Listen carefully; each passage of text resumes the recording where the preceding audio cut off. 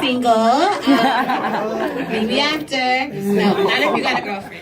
These chicks are crazy today, and I'm one of them. So we would be in competition to see who's the craziest. So stay away, for real. But who's grateful? Who's grateful to be alive today? And I mean that. Like, can you make some noise? Just please. I need somebody to say that they are grateful to be alive, because this world is absolutely nuts.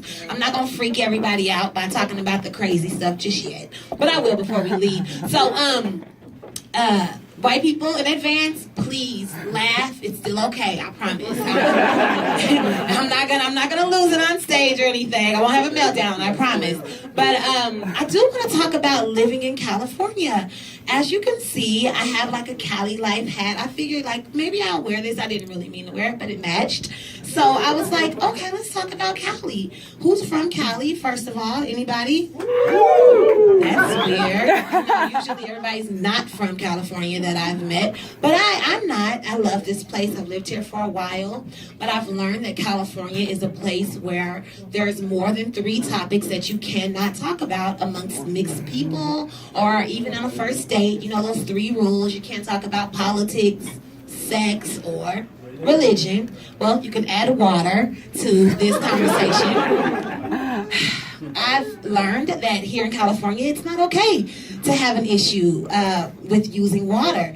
I'm one of those people who prefer to take longer showers. I found out that out here, that's pretty much like running over a dog. So I'm talking to this group of people, and they're like, yeah, so how many times do you flush a day?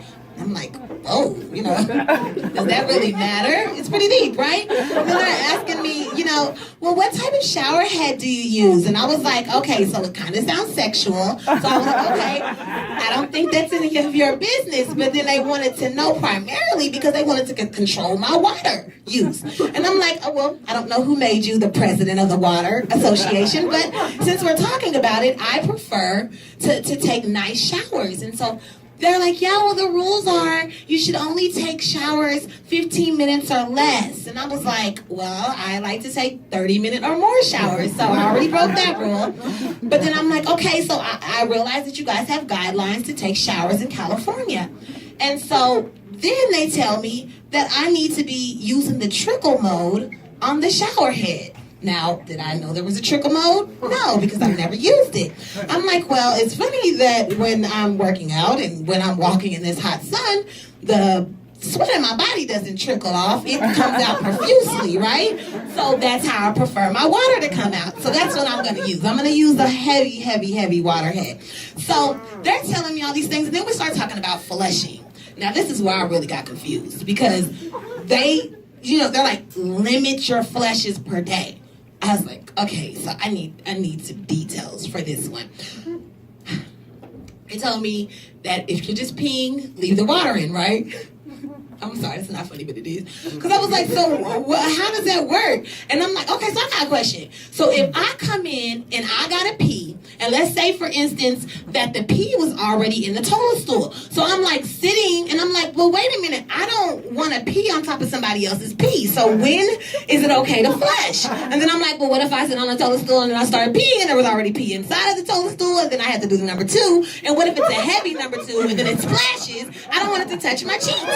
Y'all, I'm serious. I obviously had to think about this because I was like, I gotta get some type of answer. So you guys are like on my case about the water. So then I get to thinking all these things, and I'm like, so I'm wasting water because of the way I shower. I waste water because of the way I pee. And then it was like, okay, this scary thing, you know, I kind of agreed with them after this. Think about that time that you go over like a guy's house, or man, if you go over a girl's house, or whatever way you do it, it doesn't matter. But if you go to that person's house and you have to go to the bathroom, and then like you go into the restroom, and then you realize that they're like conscious about this water thing, so they have like this light water flow when it comes to flushing the toilet stool. You go in there and like you do the rest. I'm gonna run to the restroom. You call yourself running to the restroom. You get in the restroom, and then you realize that it's not a run to the restroom after all. It turns into like a number 2 situation, and your bowels begin to move. And so you're like, oh my gosh, you know, everybody's like waiting for you to come back, so you gotta hurry up. And then you can't flush more than once because everybody's listening, so they're gonna know that you used the bathroom and did a number 2. So it's like, boom, you drop the bomb, and then you try to flush. but that little fake flush happens, and it's like, and you were like tortured. You don't know what it told us to like this. And it's so funny how so many people don't believe in God, but the second that turd is still floating, you're like having a prayer session in the bathroom, like, Lord, please let it go down. Please, God. And you gotta hurry up because you're on a time, like a time limit. So of course you're standing there until it starts flushing, like, see, if I would have stopped using all those showers, and if I wouldn't have did this with my toothpaste, you start rushing out to get out of the bathroom. So I'm learning slowly but surely the laws of the land. You know, they recently changed the law to buy alcohol, and not to buy alcohol, to buy tobacco. So I look at this, I'm like, I go in and he's carding me. I'm like, you don't need to card me, I'm real grown. And so he's like, well, you know, they're going to be carding you more often. They just changed the law, so you can't walk in and just buy tobacco products anymore unless you're over the age of 21. I was like, what? I figured it out. These people are making laws, right, that they will give you an age where you can legally start killing yourself slowly. It's like, oh, so now you're conscious and now you want to let us wait until we're 21 to get lung cancer? I don't understand that part. But then I also thought about this. Who's making the laws these days? So continuing to the things that are happening right now, it's like, okay, so if we making laws, can somebody tell me what the law is that my skin color can be that color so I don't get racially profiled? I want it to start fading away like right now so that when I'm out and about, because I got a mouth on me, I'm like, what do I need to do? So I figured, I know Michael had it all. He had it all figured out. Start bleaching your skin in advance. If I just start looking like a piece of paper, then I don't have to worry about getting racially profiled because they won't know how to classify me.